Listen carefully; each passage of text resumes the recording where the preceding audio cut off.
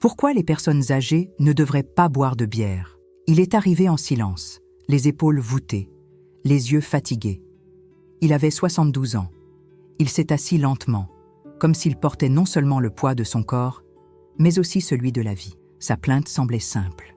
Douleur dans les jambes, ventre gonflé, perte de mémoire fréquente. Il parlait doucement, avec cette façon résignée de ceux qui ont accepté que la vieillesse est bien là. Mais à mesure que j'écoutais son histoire, quelque chose clochait. C'était comme si son corps appelait à l'aide, mais qu'il ignorait d'où venait l'incendie. Son alimentation n'était pas mauvaise. Il se couchait tôt, marchait tous les matins. Il prenait ses médicaments correctement. Mais un détail avait failli m'échapper au début. Quand je lui ai demandé ce qu'il faisait le soir, il a esquissé un petit sourire. « Ah, docteur, je prends une petite bière tous les soirs après le dîner. Juste une. Juste pour me détendre, hein ?» C'est là que l'alerte s'est déclenchée.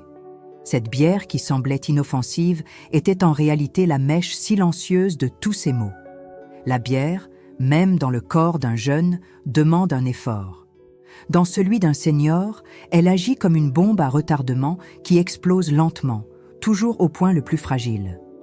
Vous qui m'écoutez maintenant, vous pensez peut-être aussi qu'une bière le soir ne fait pas de mal. Vous vous dites peut-être que ça fait partie de la vie, que c'est juste pour oublier un peu les soucis. Mais si je vous disais que cette habitude apparemment anodine pourrait accélérer votre vieillissement, vous voler votre énergie, enflammer votre corps de l'intérieur et effacer peu à peu votre clarté d'esprit. Cette vidéo s'adresse à vous, qui avez passé les 50, 60 ou 70 ans et sentez que quelque chose ne va pas. Votre ventre gonfle, votre intestin se dérègle, votre mémoire vous échappe et la fatigue ne vous quitte jamais. Dans cette vidéo, vous allez comprendre pourquoi le corps d'un senior ne supporte plus la bière comme avant. Et plus encore, vous allez découvrir ce qu'elle fait à votre santé émotionnelle, à votre énergie, à vos os, à votre esprit et même à votre solitude. Et à la fin de cette vidéo, vous saurez exactement quoi faire pour retrouver votre force, votre clarté et votre paix intérieure. Mais pour cela, vous devez rester avec moi. Ce qui se passe dans votre corps après 60 ans à chaque gorgée. Le corps humain est sage. Il avertit, murmure, proteste, mais peu l'écoute. Après 60 ans, ce corps a beaucoup vécu, traversé des épreuves, guéri des blessures, affronté des pertes. C'est un corps plus sensible, plus exigeant, plus sélectif. Et chaque fois que l'alcool entre, il le ressent, même si vous ne vous en rendez pas compte. La bière n'est pas une simple boisson alcoolisée. Elle contient des sucres, des toxines, des substances inflammatoires, et elle surcharge l'organisme. Quand vous en buvez, le foie est le premier à être sollicité. Mais après 60 ans, il ne fonctionne plus avec la même efficacité. Les enzymes qui éliminaient autrefois l'alcool rapidement deviennent plus lentes, accumulent des résidus et exigent davantage de tout le système. Cet effort supplémentaire provoque une accumulation silencieuse de toxines. Le corps retient les liquides. La tension artérielle grimpe lentement, les reins s'usent, l'intestin ralentit. L'alcool, qui semblait autrefois source de plaisir, commence à vous voler le sommeil, l'énergie, l'équilibre. La peau perd son éclat. Les articulations deviennent plus douloureuses. La masse musculaire s'affaiblit sans prévenir. Et ce n'est pas tout. L'alcool nuit à l'absorption de nutriments essentiels. Il perturbe la production de vitamines du groupe B, qui protègent les nerfs et équilibrent l'humeur. Il réduit le magnésium, aggrave l'ostéoporose et rend le corps plus inflammé. Même l'appétit change, car l'alcool brouille les signaux de faim et de satiété. Vous mangez ce que vous ne devriez pas, au mauvais moment, de la mauvaise manière. C'est un déséquilibre en cascade. Ce qui n'était qu'une petite bière en fin d'après-midi devient une série de symptômes qu'on n'associe jamais à elle. Fatigue inexpliquée, douleur persistante, irritabilité constante, trou de mémoire, gaz, ballonnement, nuits agitées. Tout cela peut être alimenté par cette gorgée qui paraissait inoffensive. Et même sans excès de quantité, c'est la régularité qui empoisonne. Le corps des personnes âgées ne peut plus métaboliser l'alcool comme avant. Ce qui était tolérable devient une surcharge, et ce qui passait inaperçu devient douleur, oubli et solitude. Comme le dit l'Écriture dans le livre de l'Ecclésiaste, il y a un temps pour chaque chose. Un temps pour semer, un temps pour récolter. Peut-être est-il maintenant temps de prendre soin de vous. Car le corps parle, et bien souvent, il ne réclame que du repos, de la clarté et de la paix. L'ennemi invisible, bière, gluten et inflammation. Ce que beaucoup ignorent, c'est que le problème de la bière va bien au-delà de l'alcool. Elle contient un ingrédient insidieux, capable d'allumer un brasier dans votre corps, le gluten. Pour les plus de 60 ans, ce composé présent dans le blé, l'orge et donc dans la bière elle-même peut déclencher une inflammation chronique. Et lorsqu'il se combine à l'alcool, les dégâts sont décuplés. L'inflammation est sournoise. Elle ne fait pas mal comme un coup, elle ne saigne pas comme une blessure, mais elle ronge de l'intérieur. Elle attaque les articulations, les nerfs, l'intestin, les yeux et même l'humeur. Et un corps enflammé ne guérit pas. Il passe son temps à éteindre des incendies, ce qui épuise le système immunitaire, dérègle les hormones et embrouille le cerveau. Quand j'ai reçu Madame Élise, 68 ans, elle me disait que tout son corps lui faisait mal. Comme si elle était agressée de toutes parts. Elle dormait mal, se réveillait fatiguée, avait le transit paresseux et souffrait constamment des mains. Malgré une alimentation soignée, il y avait une habitude qui revenait chaque samedi soir, une bière artisanale qu'elle choisissait elle-même avec soin, un moment de détente. Mais le prix à payer était élevé. Il suffisait de ce seul verre pour que la semaine suivante commence sous une fatigue écrasante. Le lien était évident. Le gluten contenu dans l'orge de la bière irritait ses intestins, provoquant gaz, ballonnement et troubles de l'absorption des nutriments. L'alcool, quant à lui, affaiblissait la paroi intestinale, laissant passer des toxines dans le sang. Ce cycle inflammatoire touchait ses muscles, ses articulations et même son cerveau. Et c'est ce processus qui accélère le vieillissement intérieur. Les cellules enflammées se renouvellent mal. Le collagène se dégrade plus vite. Les tissus deviennent fragiles. L'immunité chute, la glycémie grimpe, la tension fluctue. Et souvent, le diagnostic arrive trop tard, sous l'étiquette d'arthrite, fibromyalgie, syndrome de l'intestin irritable, dépression ou simplement vieillissement naturel. Mais la cause est là, bien cachée dans un simple verre bien frais et répétitif. Si vous voulez interrompre ce cycle de douleur, de gonflement et de perte d'énergie, il y a un premier pas concret. Le guide de recettes, pour ne plus tomber malade, se trouve ci-dessous dans la description et dans le premier commentaire épinglé. C'est une carte pratique pour désenflammer le corps avec des aliments qui soignent de l'intérieur.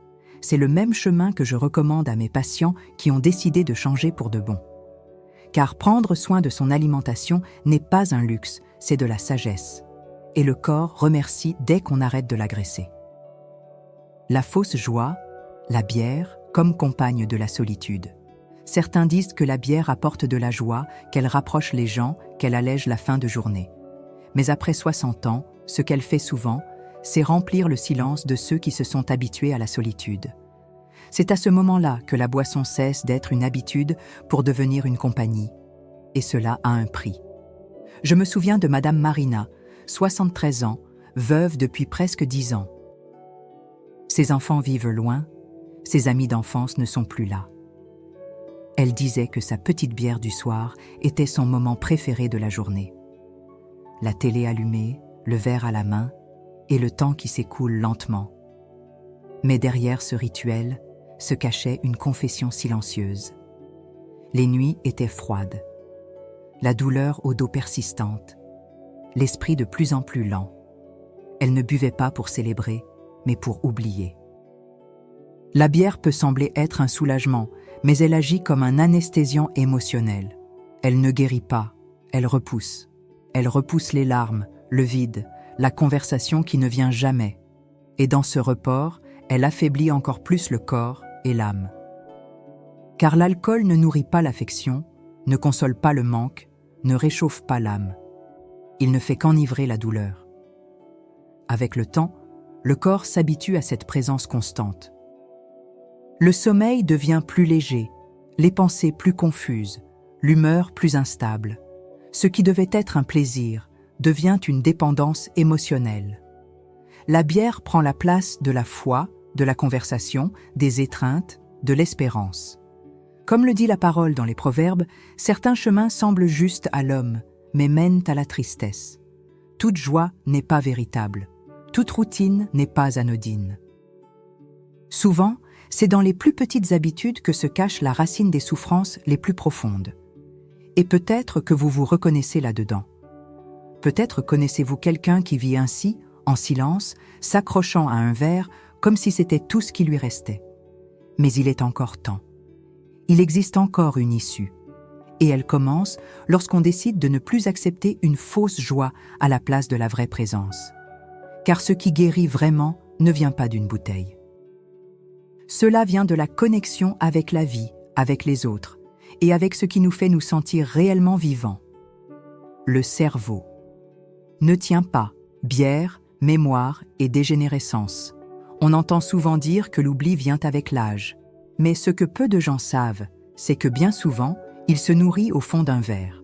L'alcool, même à petite dose, interfère directement avec la santé du cerveau. Et quand ce cerveau n'est plus si jeune, les effets sont plus profonds et durables. La bière perturbe la communication entre les neurones. Elle réduit la capacité de régénération des connexions cérébrales et nuit à l'équilibre des neurotransmetteurs. Le résultat se manifeste au quotidien. Difficulté à se rappeler des mots simples, confusion de noms, hésitation sur des trajets pourtant familiers, et peu à peu, ce qui semblait être de la distraction devient de l'insécurité. Monsieur Joachim, 69 ans, est venu au cabinet en disant qu'il ne faisait plus confiance à sa mémoire. Il disait qu'il oubliait où il mettait ses clés, qu'il notait sa liste de courses, mais oubliait de la consulter. Quand je lui ai demandé sa routine, il m'a répondu naturellement qu'il prenait chaque soir une bière pour se détendre avant de dormir. Pas d'excès, mais une répétition. L'alcool consommé fréquemment, même en petite quantité, affecte les zones du cerveau responsables de la mémoire, de l'attention et de la clarté mentale. Il nuit au sommeil profond, ce moment précieux où le cerveau s'organise et fixe les souvenirs. Avec le temps, l'impact s'accumule. Le cerveau perd en agilité, comme un ordinateur surchargé qui se fige. En plus de cela, l'alcool augmente le risque de maladies neurodégénératives comme Alzheimer ou la démence vasculaire. Il affaiblit les vaisseaux sanguins du cerveau, nuit à l'oxygénation et accélère la mort des cellules nerveuses. Les conséquences ne se limitent pas à oublier un prénom de temps en temps. C'est perdre son autonomie, sa lucidité, sa confiance en soi. L'esprit d'une personne âgée a besoin de légèreté, mais non d'engourdissement. Il a besoin d'être nourri, pas troublé. Il a besoin de repos, pas d'interruption. Et quand la lucidité commence à s'échapper par les bords du verre, c'est le signe qu'un changement est nécessaire. Car garder l'esprit clair, c'est garder sa place dans le monde, son histoire vivante et sa liberté préservée. La bière peut sembler insignifiante, mais dans le cerveau d'un senior, elle peut peser bien trop lourd. Et si vous n'arrivez pas à arrêter, que faire à la place de la bière? Tous les comportements ne sont pas dictés par le plaisir. Parfois, ils s'installent parce qu'il semble ne pas y avoir d'alternative. Beaucoup de gens savent que la bière fait du mal, ils le sentent dans leur corps, le perçoivent dans leurs émotions, mais continuent quand même. Pas par entêtement, mais faute d'un autre chemin. Que peut-on mettre à la place de ce qui a toujours été là? C'est exactement cette question que m'a posée Madame Marlène. Elle avait 65 ans, vivait seule et buvait une canette de bière chaque soir depuis plus de 15 ans. Elle disait que ce n'était pas pour le goût, mais pour la sensation de compagnie. Quand le verre était plein, la maison semblait moins vide. Quand la gorgée descendait, le silence paraissait moins cruel. Ce qui lui faisait peur, ce n'était pas de renoncer à la boisson, mais de renoncer au seul rituel qu'il lui restait. Mais il existe des moyens de préserver le rituel sans s'abîmer de l'intérieur. L'une des alternatives les plus efficaces que je recommande est l'infusion du soir. Pas une tisane fade achetée en pharmacie, mais des infusions préparées avec intention, avec arôme, couleur et effet. La décoction de mulungu ou aubépine à la cannelle, par exemple, détend, apaise le cœur, réchauffe l'âme. Celle de fleur de la passion, passiflore, avec curcuma, favorise le sommeil, combat l'inflammation et apporte du réconfort. On peut aussi opter pour la camomille, la verveine citronnée, les feuilles d'oranger. Ce sont des mélanges naturels, sans effet secondaire, qui aident le corps à ralentir et l'âme à se sentir aimée. Un autre remède puissant est le rituel du thé en famille. Préparer, servir, s'asseoir ensemble. Parler, se souvenir d'anciennes histoires, écouter. Ce simple geste a guéri plus de solitude que bien des médicaments. Car au fond, ce que l'on recherche, ce n'est pas une boisson, c'est une présence. Et cela peut être recréé, même à un âge avancé. Si votre corps est enflammé, fatigué, instable, il a besoin d'un sauvetage. Et ce chemin commence par l'alimentation. Alors, si vous sentez que vous avez besoin d'un cap, d'un plan simple et fiable pour réorganiser votre quotidien alimentaire, cliquez sur le lien dans la description ou dans le premier commentaire épinglé. Le guide de recettes pour ne plus tomber malade est une solution directe pour ceux qui veulent désenflammer leur corps et renouveler leur santé sans formule compliquée. C'est le même outil que je recommande à mes patients qui ne peuvent plus se permettre l'erreur. Arrêter la bière ne doit pas être un sacrifice. Cela peut être en vérité un retour. Un retour à la lucidité, au vrai repos, au goût de ce qui ne laisse pas de culpabilité derrière. Ce qui remplit, guérit. Ce qui intoxique, vole. Le choix est encore entre vos mains. Le dernier toast, votre corps mérite la paix, pas la pression. Il arrive un moment où le corps réclame la tranquillité. Ce n'est pas une simple fatigue, mais un appel plus profond. Les douleurs apparaissent là où il y avait autrefois de la force. Le sommeil vient, mais ne repose plus. L'appétit change, l'élan disparaît, et l'esprit ne suit plus le rythme du monde. Pour beaucoup, c'est cela vieillir. Mais la vérité, c'est que dans bien des cas, ce n'est que le reflet de ce qui a été accumulé au fil des années. La bière, si présente dans les fêtes, les retrouvailles et les adieux, semble faire partie de la vie. Mais pour un corps mûr, elle cesse d'être une fête et devient un fardeau. Chaque gorgée sollicite le foie, affecte le cerveau, irrite les intestins, perturbe le sommeil, modifie l'humeur. Et tout cela, réuni, finit par peser lourd. Monsieur Arlindo m'a raconté qu'il n'imaginait pas que sa fatigue portait un nom. Il pensait simplement qu'il vieillissait, qu'il ne pouvait plus attendre grand-chose de son corps. Mais quand il a supprimé la bière de son quotidien, les fourmillements dans ses mains ont disparu. Son ventre s'est dégonflé et sa tête est devenue plus légère. Il n'a pas rajeuni, mais il s'est senti revivre. La différence venait de ce qu'il avait cessé d'ingérer. Car le corps ne demande pas de miracle, il demande du soulagement. Il veut être respecté, écouté, protégé. Et parfois, cela commence par un simple non. Non à ce qui intoxique, non à ce qui engourdit, non à ce qui repousse. Et un oui à ce qui ramène la clarté, la vitalité, la joie véritable. La sagesse réside dans la capacité à reconnaître ce qui coûte plus qu'il ne rapporte. La bière peut donner une fausse impression de détente, mais elle fait payer le prix fort en douleur, oubli et regret silencieux. Cela n'en vaut pas la peine. Cela ne compense rien. Cela ne guérit pas. Comme le disait le philosophe Sénèque, ce n'est pas que nous avons peu de temps, c'est que nous en perdons beaucoup. Il est encore temps. Le temps de changer, de prendre soin de soi, de vivre avec plus de présence. Il est encore temps de porter un dernier toast, non pas avec un verre de bière, mais avec la décision consciente de respecter sa propre histoire. Et si vous sentez que le moment est venu de prendre réellement soin de vous, commencez par ce qui nourrit. Le guide de recettes pour ne plus tomber malade est juste en dessous, dans la description et dans le premier commentaire épinglé. Il est conçu pour ceux qui ne veulent plus perdre de temps à tomber malade à petit feu. Votre corps mérite la paix. Et cela commence par ce que vous décidez de ne plus accepter.